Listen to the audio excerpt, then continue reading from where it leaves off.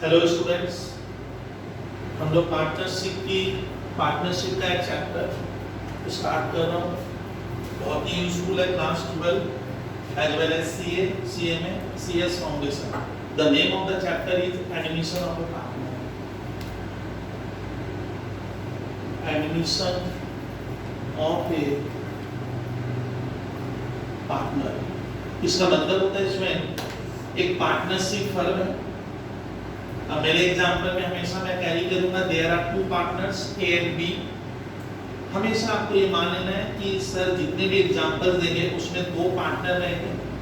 एक पार्टनर है ए, एक पार्टनर है बी। ये जो पार्टनरशिप फर्म है सर, ये फर्म है। फर्म आप समझते हो ना सर, फर्म किसको कहते हैं? ए बी ने मिलकर जो बनाया उसको कलेक्टिवली हम पार्टनरशिप फर्म कहेंगे। ए को अकेले में कहा जाएगा पार्टनर, और एक किसी फर्म का एक नेम होता है। तो मान लीजिए स्टूडेंट ये पार्टनरशिप फर्म है, इसका नाम है AB ब्रदर्स, जिसके दो पार्टनर है A एंड B।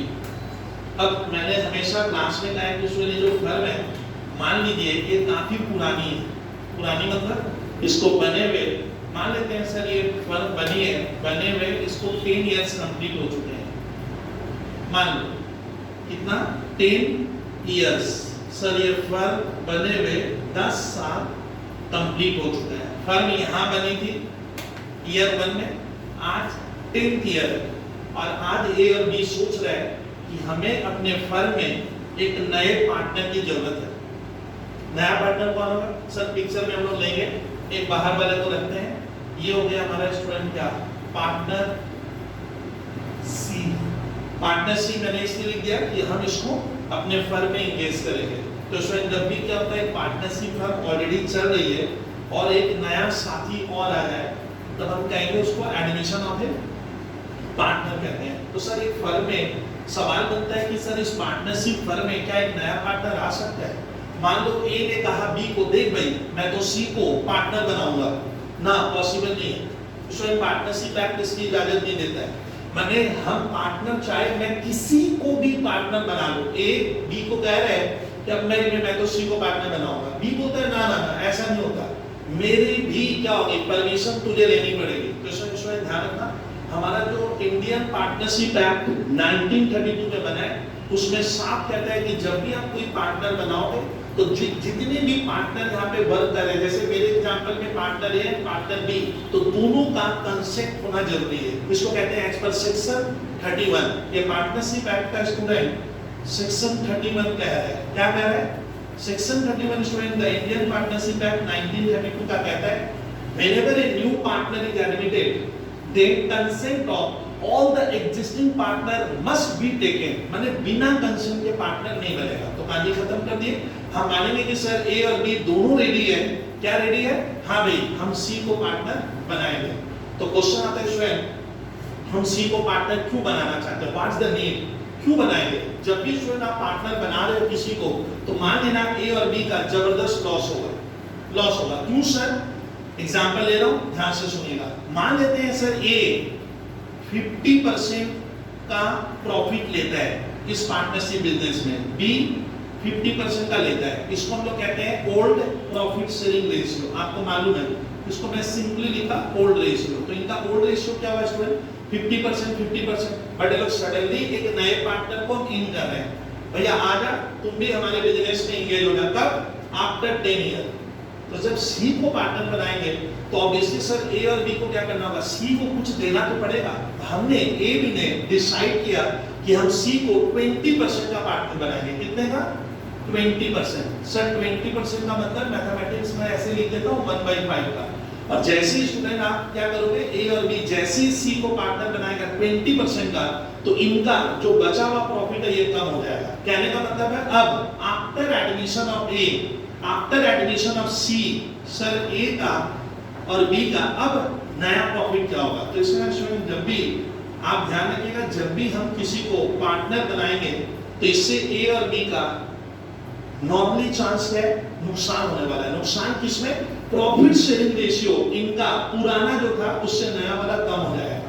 क्योंकि अब हमें, मैंने एग्जांपल में बोला, अब हमें सी को 20% प्रॉफिट देना होगा। अगर सी को 20 देते हैं तो सर हमारे लिए क्या बचा, रिमेनिंग क्या बचेगा, इतना नॉर्मली समझते हो सर, रिमेनिंग बचेगा 80%।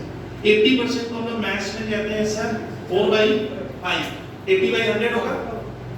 तो इसमें ध्यान रखिएगा कि whenever a new partner comes into the partnership firm, इसका सिंपल मीनिंग क्या होता है स्टूडेंट, कि ए और बी का जो पुराना प्रॉफिट था 50-50%, अब हम सी को 20% के लिए अगर पार्टनर बनाएंगे, या 1/5 कहूंगा मैं, मैथ में इसको कहते हैं 1/5 के लिए पार्टनर बनाएंगे, तो हमारे लिए कितना बचेगा, रिमेनिंग अब ए और बी के लिए 80% बचेगा।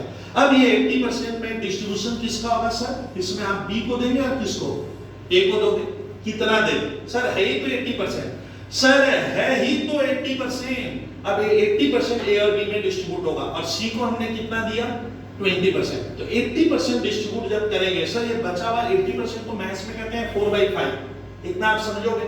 अब 80% में ए और बी में लड़ाई होगी, ए कहता है मैं 80% लूंगा, तेरे को दूंगा नहीं, तो ये क्या पॉसिबल है ना। तो पार्टनरशिप एक्ट क्या कहता है सर, हमारे देश का जो पार्टनरशिप एक्ट है 1932 वो साफ कहता है कि जो बचा हुआ प्रॉफिट होगा, if the question is silent, अगर क्वेश्चन में कुछ भी नहीं लिखा है तो आपको मानना पड़ेगा कि ए और बी पहले जितना प्रॉफिट लेते थे, पहले कितना लेते थे 50-50% लेते थे सर। 50-50% का मतलब रेशियो में कर दूं ऐसे 1:1, तो लॉ क्या कह रहा है, हमारा देश का पार्टनरशिप एक्ट कहता है कि बचा हुआ प्रॉफिट चूंकि पहले भी ए और बी 1:1 में ले रहा था, तो अभी भी 1:1 में लेंगे, तो है कितना सर, देखिए 80% माने 4/5 है, तो भैया ए को दिया जाए, देते हैं, कितना है 80% में से ए को कितना देंगे, तो लॉ कह रहा है कि चूंकि क्वेश्चन साइलेंट है, लॉ कह रहा है कि तब प्रॉफिट कैसे बटेगा, जो पास्ट में लोग लेते थे, पास्ट में कैसे लेते थे 1:1 में, 1:1 माने आधा आधा, हाफ, तो 80% में आप लोग क्या करो, हाफ किसको दे दो, 1/2 लिखा है, कितना समय लेगा 1/2, तो ए को मिलेगा सर 40% प्रॉफिट मिलेगा। सर बी का नंबर बताइए, तो बी को आप लोग दीजिएगा 80% का हाफ क्यों, क्योंकि लॉ कह रहा है पहले जो रेशियो था उसी में बटेगा, तो पहले वाले में बांटो 1:1, आधा आधा, तो सर 40%। अब साफ देखिए ए मन में क्या सोचता है सर, इंसान अपन सोचेंगे, ए सोचता है कि पहले मैं 50% लेता था, ए देखिए इसको मैंने लिखा पहले मैंने before admission of C, I am the owner of 50% of this partnership firm, but after admission of C, my share is only 40%। देखिए 50 अब कितना हो गया 40, तो इसमें आपको पहले ध्यान रखना है sir, whenever we admit a new partner, then partnership act का सेक्शन 31 कहता है कि जब भी कोई नया पार्टनर आएगा तो जितने भी पार्टनर पहले थे सबकी सहमति, अनुमति सर लेना जरूरी है, अदरवाइज वो पार्टनर नहीं बनेगा। तो मैं मान लेता हूं कि सर सब रेडी है, सबने कहा कि चलो भैया सी को हम पार्टनर बना लें। अच्छा अब ध्यान रखना, सी को जैसे ही पार्टनर बनाओगे तो जो पुरानी पार्टनरशिप हमारी बनी थी, कौन सी पुरानी पार्टनरशिप, अब उसका महत्व खत्म हो गया, उसका इंपॉर्टेंस खत्म, पार्टनरशिप माने समझौता, एग्रीमेंट वो खत्म, और एक न्यू पार्टनरशिप बनेगी। न्यू पार्टनरशिप किसके किसके बीच में बन रही है सर, ए बी और सी के बीच में होगी। न्यू पार्टनरशिप का मतलब सर अब हमारा रेशियो नया हो जाएगा। अब रेशियो क्या होगा, ए कहता है देख भैया मैं पहले 50 लेता था, परसेंट में अब मैं 40 लूंगा, तो मेरा नया रेशियो 40 होगा। बी का नया रेशियो होगा 40%, और सी को कितना के लिए बुलाया थे सर, सी को यहाँ देखिएगा आप लोग, हमने 20% के लिए बुलाया। अगर आप नए रेशियो को ध्यान से देखते हो तो ऐसा बुद्धि लगाते हो, ए बी और C equals to 40%, then again 40%, then again 20%। This is the new ratio. अब न्यू रेशियो में आप इंटरेस्टिंग केस देखो स्टूडेंट, ए कहता है कि मैं अब से 40% लूंगा, मैं बोला ठीक है लेना 40, बी कितना लेगा प्रॉफिट में 40%। आप देखिए कि अगर ए और बी का ये 40-40 के बारे में अगर आप सोचते हो, अगर आप इसको मैथमेटिक्स में ऐसे कैंसिल करोगे तो 1:1 आ रहा है, इनका ए और बी का 1:1। अब देखो पहले भी 1:1 था, अब ध्यान से देखिए पहले भी, लेकिन यार ना ये 1:1 छोटा है, ये 1:1 बिगर है।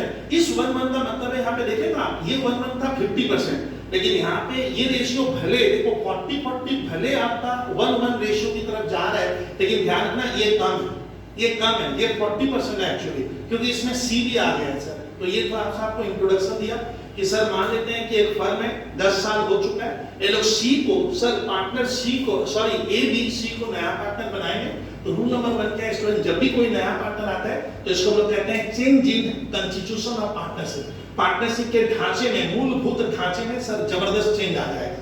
ये ध्यान, पहला चेंज क्या होगा सर, प्रॉफिट शेयरिंग रेशियो इनका जबरदस्त फ्यूचर में चेंज होगा। मतलब 11वें साल में जब ये लोग प्रॉफिट बांटेगा 11th ईयर में, तो उस प्रॉफिट के अब 3 टुकड़े होंगे, ए बी और सी भी पिक्चर में आएगा। ठीक है, ये आपने समझा। अब आ रहा है कि सर नया पार्टनर जब भी बनेगा हमारे फर्म में, सर जब भी कोई नया पार्टनर आता है तो आज मैं बताऊंगा what the need of admission of A new partner. तो इसमें हम लोग नए पार्टनर को एडमिट क्यों करते हैं, तो एक हो सकता है सर इसलिए क्योंकि इसमें टैलेंट बहुत है। टैलेंट मतलब इसको कुछ सर ऐसा नॉलेज है जो हमारे पास नहीं है, हो सकता है इसलिए हम नए पार्टनर को एडमिट करें, एक ये कारण है। दूसरा, we need more capital for expansion of business. हमें कैपिटल की जरूरत है, तो सर हमें बिजनेस को एक्सपेंड करना है, मैंने फैलाना है, इसलिए नए पार्टनर को लेंगे। और नए पार्टनर को लेने का एक कारण ये भी हो सकता है कि उसके आने से हमारे कस्टमर बढ़ सकते हैं, उसमें खुद में जबरदस्त गुडविल है, वो इतना सर मान लो इंपॉर्टेंट पर्सन है कि अगर वो हमारे इसमें जुड़ेगा या उसके पास कुछ ऐसा रिसोर्स या नॉलेज है, उसके आने से हमारा कारोबार फैलेगा। तो नॉर्मली स्टूडेंट नए पार्टनर को कब लेते हैं, एक तो कैपिटल की क्राइसिस है, तो we need more capital into the business, that's why we take C as a new partner. या उसके पास सर कोई ऐसा एक्सपीरियंस या टेक्निकल नॉलेज है, उसके आने से हमारे कस्टमर बढ़ सकते हैं, या उसके आने से उसकी इतनी गुडविल है कि हमारी भी गुडविल इंक्रीज हो सकती है। तो सर ये सब याद रखिएगा कि न्यू पार्टनर को इसलिए हम लेंगे, ये ध्यान रखना होगा। और क्या पढ़ा है दोस्तों, आपको जिस इतना ही दिए, whenever a new partner comes into the partnership firm, it indicates that the old partnership dissolve हो गई। पार्टनरशिप माने पुराना समझौता खत्म हो गया, फर्म अभी भी कंटिन्यूइंग चलेगी, ये ध्यान रखिएगा, फर्म स्टिल कंटिन्यूइंग चलता रहेगा, लेकिन with new partner and with new ratio. और न्यू रेशियो आप समझते हो, ए और बी का जो नया रेशियो होगा 100% कम होगा। कम होने का मतलब हमारे प्रॉफिट में गिरावट आएगी। कितने की गिरावट, मेरे एग्जांपल में 50% का था, सी के आने से 40 हो गया था, तो 10% की गिरावट हुई। और उसका भी स्टूडेंट 10% का गिरावट है। जो गिरावट होती है सब प्रॉफिट शेयरिंग रेशियो में, जो गिरावट होगी उसको इस चैप्टर में कहते हैं किसी के लिए सैक्रिफाइस करना।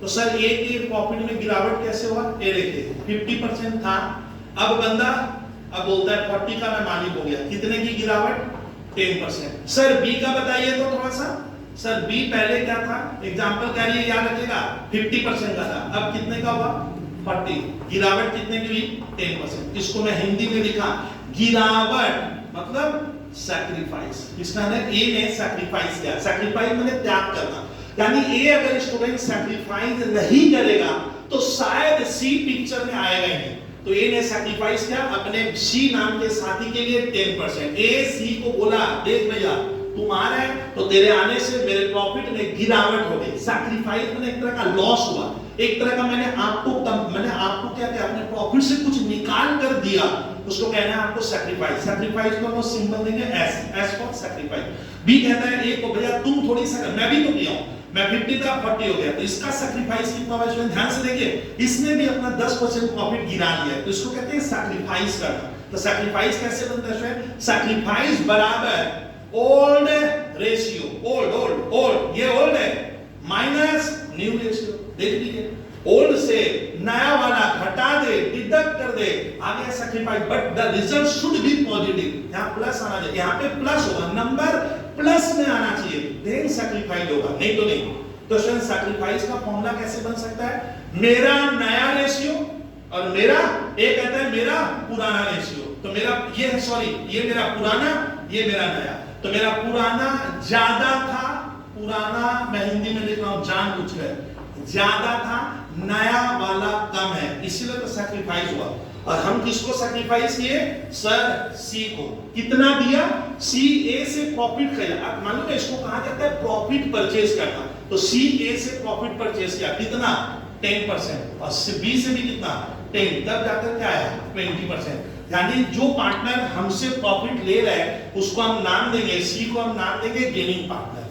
चलिए उससे तब एडमिशन में क्या मैंने थ्योरी पहला आपको पैराग्राफ क्या पढ़ा दिया, दो पार्टनर है स्टूडेंट, दो पार्टनर है, सडनली लोग सी को नया पार्टनर बना रहे हैं, तो नया पार्टनर जब भी आता है तो इसको कहते हैं एडिशन ऑफ ए पार्टनर, और जब भी एक नया पार्टनर आता है पुरानी पार्टनरशिप खत्म हो जाती है, नई पार्टनरशिप स्टार्ट होती है, लेकिन फर्म कंटिन्यू एग्जिस्ट करेगा। Section 31 of the partnership act 1932 कहता है कि जब भी कोई पार्टनर बनेगा तो with the consent of all the partner, वो आपने मैंने दोनों पार्टनर की सहमति से एग्रीमेंट से पार्टनर बन सकता है, अदरवाइज पार्टनर नहीं बना सकता। जब भी कोई नया पार्टनर आता है तो पुराने पार्टनर का प्रॉफिट शेयरिंग रेशियो में नेचुरली है हम देखते हैं कि उसका नुकसान होता है, उसको हम कहते हैं सैक्रिफाइस। और जो पार्टनर हमसे कुछ लेता है मैंने मुनाफे में हिस्सा, उसको मैं कहूंगा गेनिंग पार्टनर। यानी हमेशा जो सी आएगा ना स्टूडेंट वो हमेशा ही गेनिंग होगा, गेन माने उसको कुछ मिल रहा है भैया, और ए और बी का हमने देखा सैक्रिफाइस हो रहा है, ये थोड़ा ध्यान रखना। अब क्वेश्चन बनता है कि सर हमारा पार्टनरशिप जब हम सीखेंगे, अब जरा सोचिए कि whenever A new partner comes in, तो सर ए बी की बुक्स में क्या क्या चेंज हो जाएगा फटाफट, अब मैं दिखा रहा हूं चेंज क्या होगा। तो ए और बी स्टूडेंट ऑलरेडी 10 साल पहले से बिजनेस कर रहे हैं, एग्जांपल वैसे ही चलेगा। देयर आर 10 इयर्स कंप्लीट हो गए, 1 2 3 4 5th ईयर 6th ईयर 7 8 9 और 10th ईयर हो गए। अब कौन आ रहा है सर? सी आ रहा है, फटाफट देखिए आप, सी आ रहा है किसकी बिजनेस में? ए और बी का जो पार्टनरशिप बिजनेस, यहाँ पे दो पार्टनर है, एक ए और एक बी। कम्स इन कौन आ रहा है सर? पार्टनर सी आएगा। अब स्टार्ट कर रहा हूं कहानी। जब सर नया पार्टनर आता है तो हमारे अकाउंट्स की कॉपी किताब में क्या क्या चेंज आएगी देखिए। उसमें जब भी नया पार्टनर आएगा तब उसे नंबर 1 आप ध्यान रखिएगा, ही इज मतलब कौन जो नया पार्टनर है, या सी इज रिक्वायर्ड टू पे सम अमाउंट ऑफ कैपिटल। यानी whenever a new partner comes into the business, in our business, किसके बिजनेस में? ए और बी को, तो हम सी को कहेंगे ला कैपिटल दे। तो सर हमारा पहला काम क्या है? हम पार्टनर से कैपिटल डिमांड करेंगे। नंबर 1 कैपिटल देना पड़ेगा, ये नेचुरल। अब आता है कि sir why the old partners demands capital from C, हम सी से कैपिटल क्यों लेंगे वो सिखा दे रहा हूं। हम उससे कैपिटल लेंगे और उसका मैं जनरल भी दिखा दे रहा हूं। स्टार्ट करता हूं, कैपिटल क्यों लेते हैं? तो भैया देखो 10 साल बिजनेस का हो गया, 10 साल तक ए और बी ने बहुत सी एसेट्स क्या की होगी? परचेज की होगी। एसेट्स मतलब land, building, plant, machinery, stock वगैरह वगैरह, डेटर्स, कैश। 10 साल में ए और बी की जबरदस्त क्या है? इनकी लायबिलिटीज भी होगी। लायबिलिटीज मतलब सर एक तरह का ऑब्लिगेशन हमें बाहर वाले को देना पड़ेगा। तो ए और बी कहते हैं कि देखो भैया 10 सालों तक हमने जबरदस्त एसेट्स क्या किए? खरीदी या बनवाई होगी बिजनेस में। एसेट्स मतलब आप समझ गए, और हमारी लायबिलिटीज भी है। तो वो एसेट्स मान लो इनका 100 लाख का है, मानिए आप एग्जांपल ये देख लो, 100 लाख का एसेट्स है इनके पास, land, building, plant, machine, stock, debtor वगैरह। लायबिलिटीज इनकी मान लीजिए 40 लाख की है। 40 मैंने देखना है, तो बचा कितना? 60 लाख। इस 60 लाख को हम लोग इस चैप्टर में कहेंगे नेट एसेट्स। नेट एसेट्स मतलब बताओ तो अब ये जो एसेट्स इनके पास है, किसके पास? ए और बी के फर्म में। ये जो बैलेंस शीट बनता है स्टूडेंट आप जानते हो हमारे इंडिया में ऐसे बैलेंस शीट बनता है। तो ए और बी के बैलेंस शीट में स्टूडेंट क्या है? नेट एसेट्स कितने की है इनके पास? 60 लाख का है। क्या बोले सर? एसेट 100 लाख की, लायबिलिटीज 40 का, घटाने के बाद 60 लाख का एसेट्स है। बताओ तो ये एसेट्स किसके पैसे से खरीदा गया है? तो ऑब्वियसली सर ये एसेट्स किसके पैसे से? ए और बी के। तो ए और बी सी को कहते हैं कि भैया तुम जब आओगे और 20% का क्या होगा? पार्टनर बनोगे हमारे फर्म का, तो इस एसेट्स में अब तेरा भी तो हक बनेगा। तुम भी तो कहेगा कि I am the owner of 20% of this net asset, that's why C is required to pay capital. अगर सी को इस एसेट्स में जो हमने खरीदी है या हमने बनाई है, ए बी कहते हैं 10 साल तक बंदा तुम नहीं था, तो आज हमारे पास जो भी एसेट्स है, एसेट्स को मैं नेट एसेट्स इसलिए कहता हूं ना, ये गलत बताते बोले, ये नेट एसेट्स है, इसे लायबिलिटी घटाया हो। तो लायबिलिटीज घटाने के पास हमारे पास जो भी है वो हमने बनाया है, हमारी एफर्ट से वो एसेट्स आई थी। उस समय तुम हमारे पार्टनर नहीं थे, तो इस एसेट्स में हम तुमको 20% क्यों देंगे? Why we are required to pay 20% to you, that's why you are required to pay, new partner is required to pay. नए पार्टनर को, बंदा को कैपिटल देना पड़ेगा, तब उसको इस एसेट्स में हिस्सा मिलेगा। तो इसे कैपिटल क्यों लेते हैं? क्वेश्चन आईसीसीबीएसई में पूछता है, why capital is demanded at the time of admission of a partner. तो कैपिटल क्यों डिमांड करते हैं? वन वर्ड आंसर है, if the partner wants to share If the incoming or new partner wants to share in the net assets of the business, then he is required to pay some amount of capital. Capital will be decided by A and B. या logical मतलब तर्कसंगत अब कितना देगा वो हो गया sir capital. तो सर हम पहला चीज क्या पढ़ रहे हैं कि नया पार्टनर को हमें कैपिटल देना पड़ता है। He is liable to pay capital. Sir देगा कैसे? सीधी बात बताऊं, कैपिटल देगा कैसे भैया? कैश यानी C required to pay cash, नकदी रुपया लाकर दे देगा। तो आप थोड़ा फटाफट देख लीजिए, whenever new partner brings capital, तो हम बुक्स में एंट्री क्या बनाएंगे? देखो सी ब्रिंग्स कैपिटल, इन किस में लाया सर? कैश में लाया। मान लो ना कैश में ला रहा है, बताइए तो इस ए बी फर्म में क्या बच्चों लोगों का अकाउंट इतना डाउन है, कहीं नहीं आता क्या वो समझ है। वो लोग कहते हैं, स्टूडेंट्स कहते हैं कैपिटल कम्स इन, गलत क्या है? कैपिटल थोड़ी आ रहा है। सी क्या दिया?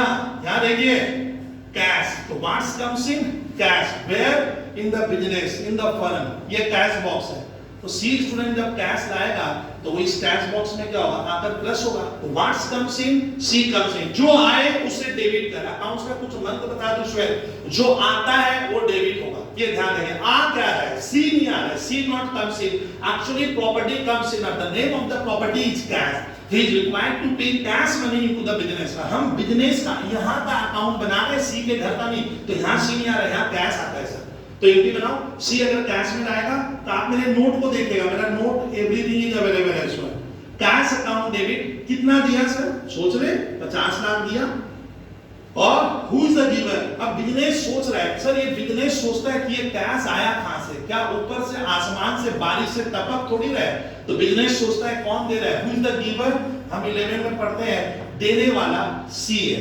यानी ये जो पैसा हम सी से ले रहे हैं एक तरह से फर्म के लिए सरदर्द है। सरदर्द क्यों है? क्योंकि फर्म को, बिजनेस को ये पैसा सी को देना है, यानी फर्म की लायबिलिटी बढ़ रही है। या हम कहेंगे हु इज द गिवर? तो सी इज द गिवर, तो आपको लिखना है सीज कैपिटल अकाउंट। बस ध्यान रखिए सर, कैपिटल बंदा चेक से देगा तो सर, चेक देगा तो हम क्या करेंगे? अरे चेक देगा तो चेक ले लेना, चेक देगा तो हम एंट्री क्या बनाएंगे? अब इसको डिस्क्राइब नहीं करूंगा, इतना आता है आपको। बैंक अकाउंट डेबिट टू सी लिखना। अब स्टूडेंट कहते हैं सर सी नहीं लिखेंगे तो 11 12 में तो लिखते नहीं थे, 11 में लिखते थे कैश टू कैपिटल ना, ये कैपिटल सी की है। तो आज आपको आइडेंटिफाई करना पड़ेगा whether the capital belongs to A B और सी, किसकी कैपिटल है। इस झंझट से निदान पाने के लिए आपको name should be given there. तो मैं लिखूंगा bank account debit to C is capital account. Sir C मान लीजिए कोई कैश नहीं देके कोई दूसरे तरीके से दे, any other mode, any other mode, mode मतलब देने का तरीका। क्या देगा? सी बोला कि सर मेरे पास एक कार है, कार दे देता हूं, बिजनेस में ले लिया, हमें रिक्वायरमेंट ला कार ले आया तुम। तो सर तब ऐसा भी हो सकता है कार अकाउंट डेबिट, कार कितने की? से 5 लाख। और क्या? सी के पास मान लो स्टूडेंट कार के बाद उसके पास कोई स्टॉक है, स्टॉक माने गुड्स जो हमारे काम आ सकते हैं, ले आ भैया तुम ला, वही ला। क्या लिखना? Stock account debit. बहुत जन यहाँ पे परचेज भी लिख सकते हैं, उसको स्टॉक आया मान लो 5 लाख, ऐसा भी हो सकता है। यानी कैपिटल देने का तरीका क्या है? Either C is required to pay cash, either C is required to pay bank, और any other terms, any other mode of money. आप दूसरे तरह से, मनी का मतलब खाली कैश और बैंक नहीं होता, मनी के दूसरे भी आकार है। जैसे कौन सा? वो कार लाके दे रहा है, it is equivalent to money worth, तो वो कार दे दिया, स्टॉक दे दिया।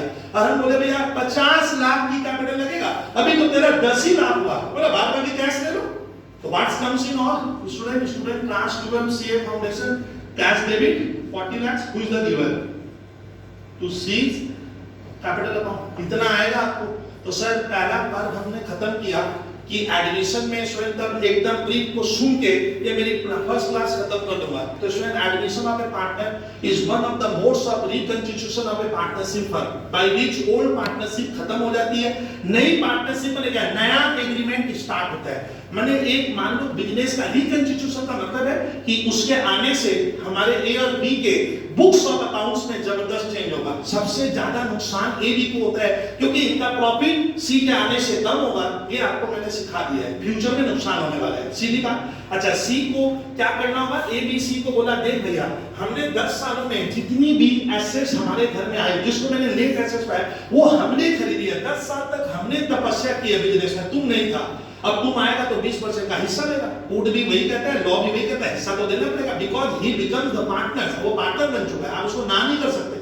इसीलिए सर उस नुकसान को हमारे गले में नहीं आने देंगे, तब ने बोला लाख कैपिटल दे दे, तब तेरे को उस 60 लाख जो मैंने एग्जांपल दिया था आपको, इसीलिए हम उससे कैपिटल डिमांड करते हैं। यानी if the incoming partner is want to take share in the net assets of the business, they is required to pay some amount of capital. Capital is decided according to mutual agreement. Capital may be contributed by the incoming partner in cash or by check or any other kind of money. Any other kind of money, मैं car ले सकता हूँ जिसको exchange कहते हैं, stock दे सकता है बंदा, कोई बिल दे सकता है, तो आप ये एंट्री में कंफ्यूज मत होना। कैश देगा cash to C's capital, cheque देगा bank to C's capital. Sir car stock cash देगा, car debit stock debit cash debit to C's capital account. Sir एक छात्र कह रहे हैं लास्ट सर 2 मिनट का ये क्लास में खत्म करूंगा, अब सुनिए सर इसके बाद बैलेंस शीट कैसे बनेगी, सी के आने के बाद, अभी देखो सी आ गया, देखो बैलेंस शीट कैसे टैली होता है, डुअल कॉन्सेप्ट है। सी आ गया, हाँ भाई सी किसके बिजनेस का है, एबी में। सी ने क्या लाया, कैश लाया, कितना 40 लाख, किधर छापो एसेट्स है, इतना पता है, आप 12 पढ़ोगे शेयर। सर सी ने स्टॉक लाया था, तो हाँ लाया था, कितने का 5 लाख। सर सी ने तो एक कार भी लाई थी, अरे ली कार भी एसेट्स है, ये कितना हुआ 50 लाख। ये देखो ये होता है डुअल कॉन्सेप्ट, ये है एसेट्स। एसेट्स होता है मालूम है, इधर डेबिट होता है, हमारा बैलेंस शीट से रिवर्स बनता है, इधर डेबिट है इधर क्रेडिट होता है, यही एक उल्टा चलता है। इस चलिए सर तो ये लाया, तो बिजनेस सब क्या हो गया, तो बैलेंस अब ये है किसका, ये तो बिजनेस सोचता है, मैंने फर्म सोचता है, तो सी ने दिया है, तो फर्म के ऊपर लायबिलिटी आ रही है कि हमें ये पैसा सी को वापस लौटाना होगा, तो इसीलिए इधर भी आएगा, इधर लायबिलिटी में आप लोग क्या लिखोगे, सीज कैपिटल। इसका मतलब देखो तो बैलेंस शीट कैसे डुअल कॉन्सेप्ट में टैली भी हो गई, आराम से देखिए। यानी मैंने दिखाया कि कुछ स्टूडेंट कहते हैं पार्टनरशिप इतना कठिन लगता है, उनको से डिवेलप होता है, टैली नहीं हो रहा है। टैली कैसे होगा, तुम स्टॉक लिखा नहीं था तो बैलेंस डिफरेंस होगा, बस देख लीजिए। तो ये बैलेंस शीट का भी इंपैक्ट दिखा दिया। एक छात्र पूछ रहे हैं sir how we have to prepare C's capital account. Sir मान लीजिए स्कूल वाले बोलेंगे सीज का कैपिटल अकाउंट बना, देख लीजिए क्वेश्चन, सी क्या लाया था, कैश लाया था, देख लीजिए cash account debit to C's capital account. आपको एकदम दिखा दे रहा हूं, इसके बाद भी नहीं कर पाओगे तो थोड़ा प्रैक्टिस कीजिएगा। कितना कैश लाया, मान ले 40 लाख, फिर स्टॉक लाया तो stock account debit to C's capital account, तो इधर क्या होगा बाय स्टॉक। ए देखो स्टूडेंट ये लिखते नहीं है एडमिशन में, स्टॉक भूल ही जाता है लिखना, वो तो रट्टा मार है, रट्टा मत मारिए, समझिए। और क्या लाया, कार, देखिए कितना बेहतरीन पार्ट है सर, कार कितने की थी बताइए, सी का कैपिटल कितना हो गया 50 लाख, तराजू बराबर कर दे 50 लाख, इधर क्या छापेंगे, इतना 12 में हो तो लेक्चर देने की जरूरत नहीं है, सीडी, सीडी के बाद इधर पीडी, समझ गए तो स्टूडेंट, यही पीडी यहां से स्टूडेंट यहां पे आ गया, तो टैली हो गया आपका। तो सर हमारा पहले तो जिस क्लियर करते हो उसको और